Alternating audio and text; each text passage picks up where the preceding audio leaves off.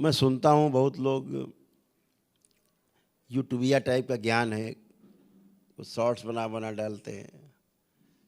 एक स्वामी जी हैं, मैं उनको बहुत आदर करता हूँ, लेकिन उनकी कुछ बातों से मैं सहमत नहीं था। एक दिन में ऐसे किसी ने दिखाया मुझे शॉर्ट्स, देखो क्या बोल रहे हैं स्वामी जी। तो बोल रहे थे नहीं, वो बलि देने से कोई पाप नहीं होता।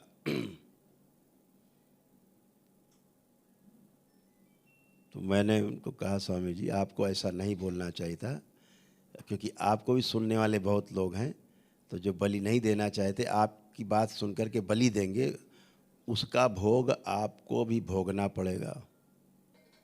क्यों? कैसे भोगना पड़ेगा? कि जो भी आप बोलते हैं उसका भी भोग है, सोचते हैं उसका भी भोग है। तो कृतकारित अनुमोदित किया गया, कराया गया, और कोई गलत काम करके आए उसका अनुमोदन किया आपने, हाँ हाँ बहुत अच्छा किया, प्रेरित किया किसी को। मनसा वाचा कर्मणा कृतकारित अनुमोदित, मन में सोचा हुआ, किया हुआ, बोला गया, ये सब आपके भोग में शामिल होता है। तो आपको सुन करके लोग भ्रमित हों, भ्रमित होकर के कोई अनुचित कार्य करें, तो यह भोग आपको भोगना पड़ेगा। तो जिस बात को आप जानते नहीं हैं, आपको पता नहीं है, इसको बोलना भी नहीं है। उन्होंने बोला कि वो सियाचिन में और तमाम ग्लेशियर में लोग रहते हैं, सैनिक, और मांस ना खाएं, मदिरा ना पिए तो कैसे चलेगा। बात वो नहीं हो रही कि कौन मांस खाएगा, कौन मदिरा पिएगा, इसकी तो वार्ता ही नहीं हो रही है। चर्चा इस बात की हो रही कि पूजन में, यज्ञ में जीव हत्या पाप है, वहाँ नहीं करना है। आप क्या करते हो आपका भोग है, लेकिन आप इस बात को प्रमोट मत करो कि पूजन में, वहाँ तो हम विश्व कल्याण की भावना से बैठते हैं, और उसमें ही अभी इतने लोग आप बैठे हो, किसी को बकरा दे दिया जाए, काटो जरा पूजन में, देखें आपका कल्याण हो जाएगा। देखें अगर आप चला दें उस पर गड़ासा, आपके हाथ से गड़ासा छूट जाएगा। तो जो आपका हृदय स्वीकार नहीं कर रहा है, वो पूजा में कहाँ से आ जाएगा, कैसे शामिल होगा पूजा में? तो जो हृदय नहीं स्वीकार कर रहा, वो आप कर रहे हैं, वही पाप है। नासमझी में किया गया हर कार्य पाप है, समझदारी से किया गया हर कार्य पुण्य है। तो ऐसे दकियानूस लोग जो बलि प्रथा में विश्वास रखते हैं, मेरा तो सिर्फ अपने दरबार के बाबा के भक्तों शिष्यों से कहना रहता है कि आप दरबार में जुड़े हैं तो इसका हमेशा ध्यान रखें कि आप इन संकटों से गुजरे हैं, उसके पीछे कारण ये थे, तो उससे बचना है, इतनी बात है। तो धार्मिक आयोजनों में, धार्मिक कार्यों में इन पापों को नहीं करना है। बहुत लोग जाते हैं देवी देवता को शराब चढ़ा देते हैं, अब आप मदिरा चढ़ा रहे हैं तो वो पीने वाला है, वो तो आप में प्रवेश कर गया, उसका अंश अब बार बार डिमांड करेगा, लाओ, अब पता लगे आप ही पीने लगे। तो दरबार तो उस स्मृति को निकाल के डिस्ट्रॉय कर देता, नष्ट कर देता, तो आपकी मदिरा छूट जाती है। बाकी लोग क्या करें, पीते पीते मर जाते हैं। तो ये छोटी छोटी बातें हैं। तो जिस प्रकार की स्मृतियों के धारण किए हुए देवी देवताओं की आप पूजना करते हैं, वही स्मृतियाँ आप में प्रगाढ़ हो जाती हैं, मजबूत हो जाती हैं, आप भी धीरे धीरे धीरे धीरे वैसे ही बनने लगते हैं। तो इन बातों का विशेष ध्यान रखना है। जैसे कथावाचक हैं, महाराज जी हैं, बहुत प्रेम है उनके लिए मेरे अंदर, लेकिन कुछ गलत बातें जो बिल्कुल उचित नहीं, अनुचित है।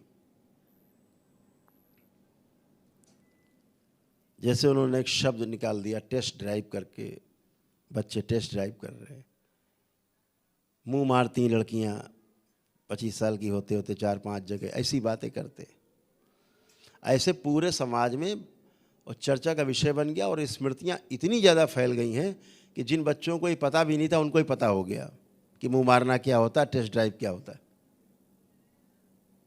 अब एक नई स्मृति बनी सब में। दरबार उन स्मृतियों को हटा रहा है कि फैले ना जाए नहीं बच्चों में, लेकिन बिल्कुल ही अनुचित वार्ता है। इस तरह के शब्दों का प्रयोग वर्जित है, नहीं करना चाहिए। सबको पता है विवाह किस लिए होता है, फिर भी खुशी मनाई जाती है। अपनी बेटी का ब्याह करते हैं आप, बहन का ब्याह करते हैं, आपको पता है ब्याह के बाद क्या होगा।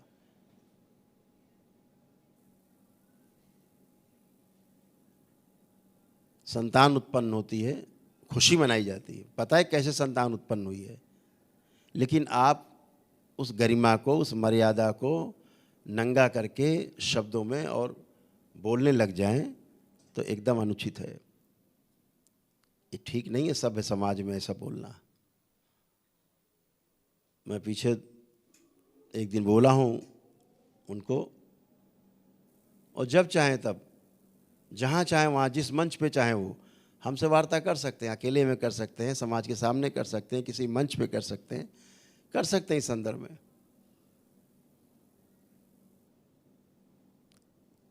कि ये मातृ शक्ति है, माँ है, ये जगत जननी का अंश है। जितनी माताएं हैं इनका सम्मान करना है, इनको बचा के रखना है, इनके लिए अपनी जान भी दे देनी है।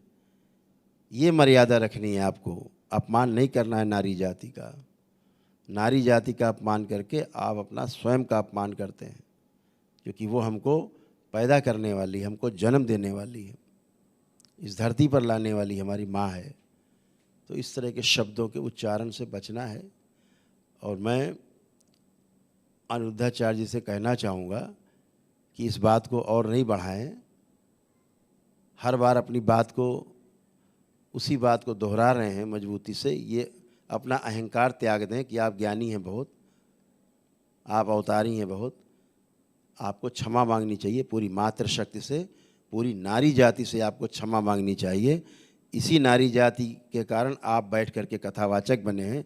यही नारी जाति, यही मातृशक्ति आपको सुनने के लिए सबसे ज़्यादा आती है, और उनके अपमान के लिए आपको उनसे क्षमा मांगनी चाहिए और अपने शब्दों को, इस प्रकार के गंदे शब्दों को वापस लेना चाहिए। ये मेरा आपसे आग्रह है।